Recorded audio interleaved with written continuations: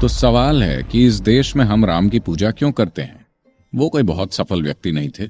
अगर आप इसे ध्यान से देखें तो वो लगातार असफल रहे। हाँ, अपने जीवन की शुरुआत से ही वो लगातार मुसीबत और मुसीबत और मुसीबत में रहे। देखिए, राजा बनना उनका अधिकार था। 17 या 18 साल की उम्र में उनका राज्याभिषेक हो गया। उन्होंने एक राजकुमारी से विवाह किया और 1-2 साल के अंदर ही उन्हें जंगल भेज दिया गया। वो जंगल में पिकनिक मनाने नहीं गए थे, जैसा कि कुछ टेलीविजन धारावाहिक दिखा रहे हैं कि राम सीता वो सब कर रहे हैं।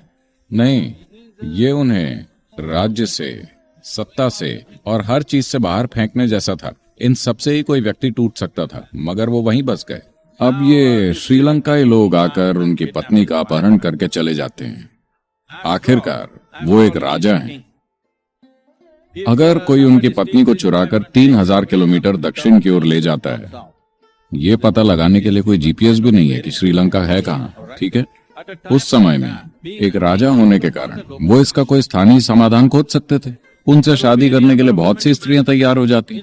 वो एक राजा हैं, मगर वो उनकी खोज में जाते हैं भारी भरकम सेना के साथ नहीं, बस वो और उनका भाई, आम लोगों की तरह। अगर एक व्यक्ति ये जाने बिना कि उसकी पत्नी कहाँ है, वो जीवित भी है या नहीं, या उसके साथ क्या हुआ है, अगर वो 3000 किलोमीटर दक्षिण तक चल कर जाता है, तो इसका मतलब है कि वो उनके लिए बहुत मायने रखती है। Why would a man walk that distance? वो वहां जाते हैं, एक तमिल सेना बनाते हैं, ये मत भूलिए। फिर युद्ध होता है, वो सैकड़ों लोगों को मार देते हैं और एक सुंदर शहर को जला देते हैं। अपनी पत्नी को वापस लाते हैं और रहने लगते हैं। इससे पहले मैं आपको बताता हूँ, वो 1 वर्ष के लिए हिमालय में प्रायश्चित करने जाते हैं। उनका भाई पूछता है, आप पागल हैं? इस आदमी ने आपकी पत्नी चुरा ली और आप उसकी मृत्यु के लिए प्रायश्चित कर रहे हैं? वो बोले, रावण के 10 मूल स्वभाव थे, उनमें से 9 भयानक गुणों को मारने के लिए मुझे कोई प्रायश्चित नहीं करना है, कोई तपस्या नहीं करनी है।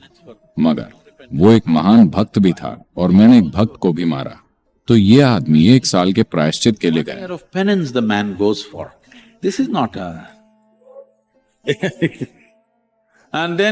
फिर वो आराम से रहने लगता है और उसकी पत्नी गर्भवती है। आपको समझना चाहिए, एक राजा की पत्नी के गर्भवती होने का मतलब है कि ये सिर्फ बच्चे की बात नहीं है, वो उसके साम्राज्य का वंशज है। इसमें और भी कई चीजें शामिल होती हैं। कोई सोनोग्राम नहीं तो उन्हें पता नहीं था कि वो लड़का है या लड़की या लड़के या लड़कियां। मगर एक बार फिर ऐसी राजनीतिक स्थिति पैदा हुई जहां उन्हें अपनी पत्नी को जंगल भेजना पड़ा।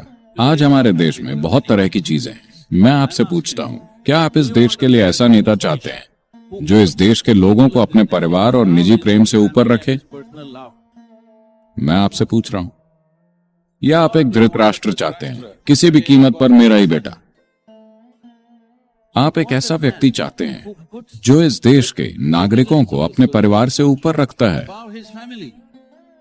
ये उनके लिए सिर्फ एक स्त्री नहीं थी, उन्होंने जाकर उसके लिए युद्ध लड़ा, 3000 किलोमीटर चल के गए। ये बस एक स्त्री नहीं थी, वो सीता के लिए जी रहे थे। मगर फिर भी उन्होंने गर्भावस्था की स्थिति में उसे जंगल वापस भेज दिया, अच्छी तरह ये जानते हुए कि ये उनके राज्य का भविष्य हो सकता है। देखिए, ये सिर्फ एक धोबी की बात नहीं है, यही आपकी गलती है। आप इन चीजों को शाब्दिक अर्थ में ले रहे हैं। एक धोबी ने कहा, यहाँ कहने का मतलब है कि आम लोग ऐसी बातें कर रहे थे।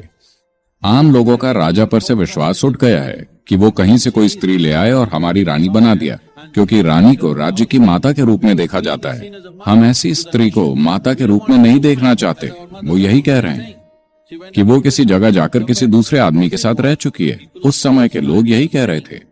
तो अगर राजा कहता, मुझे कोई परवाह नहीं है कि आप क्या सोचते हैं, मैं अपनी पत्नी से प्रेम करता हूँ और उसे अपने साथ रखूंगा, तो वो एक अच्छा राजा, अच्छा प्रशासक नहीं होता। तो उन्होंने अपनी प्रजा को उस स्त्री से ऊपर रखा जिसे वो बहुत बहुत ज्यादा प्रेम करते थे, और वो गर्भवती भी थी। ये उनके लिए छोटी बात नहीं थी, उनके लिए पूरी दुनिया थी। मगर फिर भी उन्होंने उसे जंगल भेज दिया। इसे नमन किया जाना चाहिए।